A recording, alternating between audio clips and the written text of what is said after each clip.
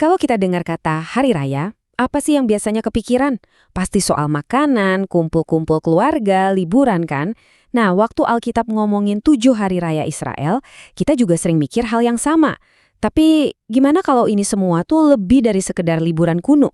Gimana kalau sebenarnya ini adalah sebuah kalender ilahi yang tersembunyi, semacam peta jalan kenabian yang merinci setiap langkah besar dalam rencana Tuhan buat kita semua?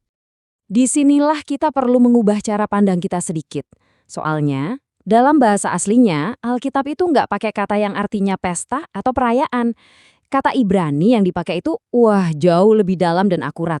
Kata ini jadi kunci buat membuka seluruh cerita di Alkitab. Ini bukan undangan makan malam biasa. Ini adalah janji temu yang sudah ditetapkan dari awal. Coba deh kita buka Imamat pasal 23 ayat 2. Di situ Tuhan sendiri berfirman, inilah hari-hari raya yang kutetapkan.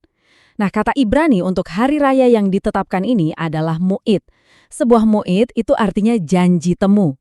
Jadi, ini bukan sekedar hari libur, tapi waktu dan tempat spesifik yang udah diatur sama Tuhan sendiri di kalender abadinya. Dan coba perhatikan, dia nggak bilang ini hari raya Israel, tapi dia bilang hari-hari rayaku.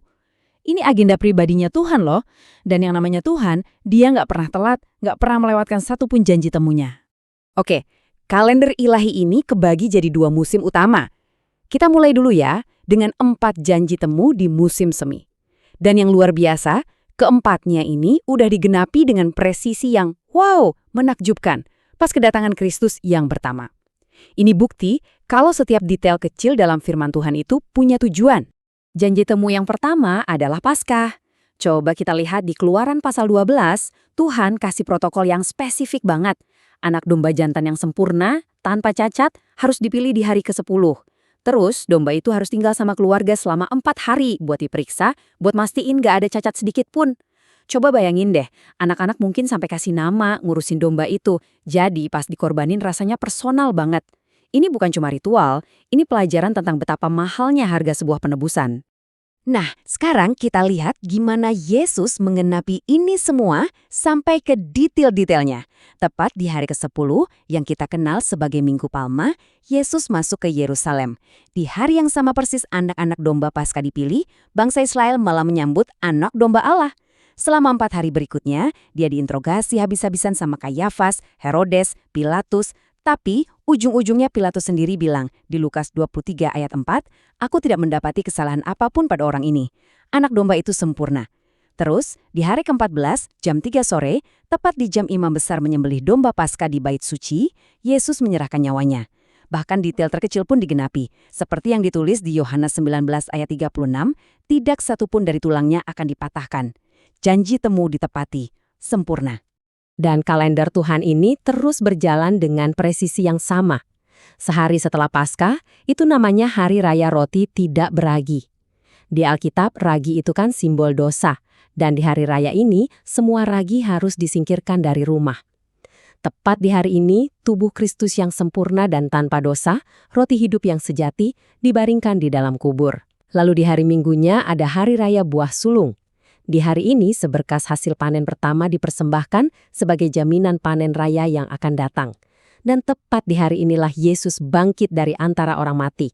Makanya Rasul Paulus di 1 Korintus 15 ayat 20 menyebut dia buah sulung dari mereka yang telah meninggal. Dia adalah jaminan kebangkitan kita nanti. Kematian, penguburan, kebangkitan. 3 janji temu ilahi ditepati dalam 3 hari berturut-turut. Luar biasa kan? Sekarang, kalender Tuhan bergerak lagi, menghitung mundur 50 hari menuju janji temu berikutnya. Janji temu yang keempat namanya Pentakosta, atau dalam bahasa Ibrani, Shavuot. Menurut tradisi, hari ini itu buat memperingati waktu Tuhan kasih hukum Taurat ke Musa di Gunung Sinai. Tuhan turun dalam api di atas gunung, kasih hukum yang tertulis di loh batu. Tapi di Keluaran pasal 32, pas bangsa Israel malah nyembah anak lembu emas, 3.000 orang mati karena melanggar hukum itu. Hukum Taurat itu menyingkapkan dosa dan membawa kematian. Sekarang kita lompat ke hari Pentakosta di Kisah Para Rasul pasal 2. Di tanggal yang sama persis, Roh Kudus turun dalam bentuk lidah-lidah api. Bukan di atas gunung, tapi di atas kepala orang-orang.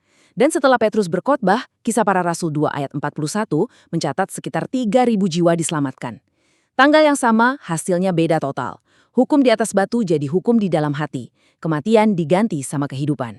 Oke, setelah Pentakosta, ada jeda yang cukup panjang di kalender Moed ini. 4 bulan musim panas, nggak ada janji temu yang ditetapkan. Dulu di Israel, ini adalah musimnya panen gandum. Nah, secara kenabian, ini adalah zaman gereja. Zaman di mana kita hidup sekarang. Ini adalah musim panen jiwa-jiwa bagi kerajaan Allah, waktu yang Tuhan sediakan antara kedatangan yang pertama dan yang kedua. Jeda ini membawa kita ke 3 janji temu yang terakhir, Hari Raya Musim Gugur. Kalau janji-janji di musim semi sudah digenapi oleh kedatangan Kristus yang pertama, berarti janji-janji di musim gugur ini dengan jelas menunjuk ke peristiwa-peristiwa yang akan terjadi pada kedatangannya yang kedua. Ini adalah nubuat yang masih menunggu penggenapannya. Yang pertama di musim gugur adalah Hari Raya Sangkakala atau Yom Teruah. Janji temu ini unik banget. Semua hari raya lain kan memperingati kejadian di masa lalu.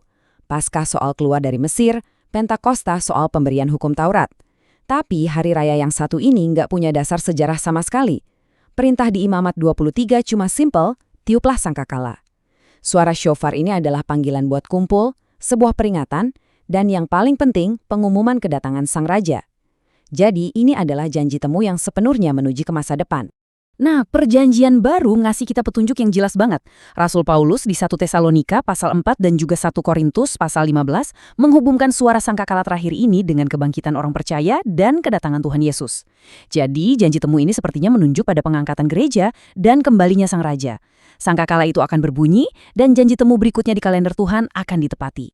10 hari kemudian, sampailah kita di hari yang paling kudus, Hari Pendamaian atau Yom Kippur. Ritualnya di Imamat 16 itu melibatkan 2 ekor kambing. Kambing yang pertama dikorbankan, darahnya membayar harga dosa di hadapan Tuhan. Ini melambangkan pembayaran lunas atas dosa. Kambing yang kedua yang disebut kambing Azazel justru nggak dibunuh. Imam besar menumpangkan tangan di atasnya, mengakui semua dosa Israel, lalu kambing itu diusir ke padang gurun untuk nggak pernah kembali lagi. Ini melambangkan penghapusan total dosa itu sendiri. Di kayu salib, darahnya jadi pembayaran lunas buat dosa kita, persis kayak kambing pertama yang menanggung dan menghapus dosa kita sejauh timur dari barat. Kitab Ibrani, khususnya di pasal 9, menjelaskan dengan gamblang bahwa dia sudah masuk ke ruang Maha Kudus di surga sekali untuk selamanya, membawa darahnya sendiri untuk memperoleh penebusan yang kekal buat kita. Janji temu yang terakhir namanya Hari Raya Pondok Daun atau Sukkot. Selama 7 hari, bangsa Israel itu tinggal di pondok-pondok sementara yang rapuh, tujuannya untuk mengingat gimana Tuhan tinggal bareng mereka dan memelihara mereka selama 40 tahun di padang gurun. Ini adalah perayaan sukacita atas kehadiran dan pemeliharaan Tuhan. Penggenapan hari raya ini, wah, indah sekali. Di Yohanes 1 ayat 14, waktu dikatakan firman itu diam di antara kita, kata Yunani aslinya adalah skeno, yang artinya secara harfiah itu mendirikan kemah atau membangun pondok. Jadi, inkarnasi adalah penggenapan pertamanya. Tuhan datang untuk berkemah bersama kita dalam wujud manusia. Tapi ini juga menunjuk ke penggenapan terakhir di Wahyu 21 ayat 3. Lihatlah, kemah Allah ada di tengah-tengah manusia dan ia akan diam bersama-sama dengan mereka. Jadi, setelah kita lihat ini semua, apa sih artinya kalender kuno ini buat kita yang hidup ribuan tahun kemudian? Ini bukan cuma teologi yang rumit ya. Ini adalah fondasi yang kokoh banget untuk iman kita di zaman sekarang. Coba deh pikirin ini. Dari 7 janji temu besar yang Tuhan tetapkan dalam sejarah penebusan, 4 di antaranya itu lebih dari separuh loh, sudah dia genapi dengan sempurna. Sampai ke hari dan jam yang tepat.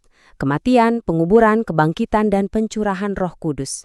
Rekam jejak Tuhan itu 100% sempurna. Nah, ini ringkasannya. 4 janji temu sudah ditepati, 3 berikutnya masih menunggu.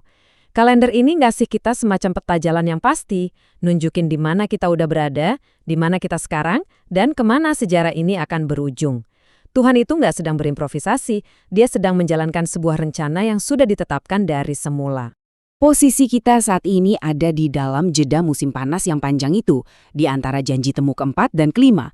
Tapi, jeda ini bukanlah sebuah penundaan. Ini adalah anugerah. Seperti yang dikatakan di 2 Petrus 3 ayat 9, Tuhan itu bukan lalai menepati janjinya, tapi ia sabar karena ia nggak mau ada yang binasa. Waktu yang kita punya sekarang ini adalah waktu panen, sebuah kesempatan yang diberikan oleh Tuhan. Tuhan yang sama yang ngatur alam semesta cuma buat mastiin Yesus bangkit tepat di hari raya buah sulung adalah Tuhan yang sama yang memegang kalender hidup Anda. Dia nggak pernah kecepatan, dia nggak pernah terlambat, dia selalu tepat waktu. Jadi pertanyaannya buat kita sekarang bukan lagi, apakah Tuhan bisa dipercaya? Pertanyaannya adalah, kalau kita bisa lihat rekam jejaknya yang sempurna dalam skala alam semesta, maukah kita percaya sama waktunya yang juga sempurna dalam kisah pribadi kita masing-masing?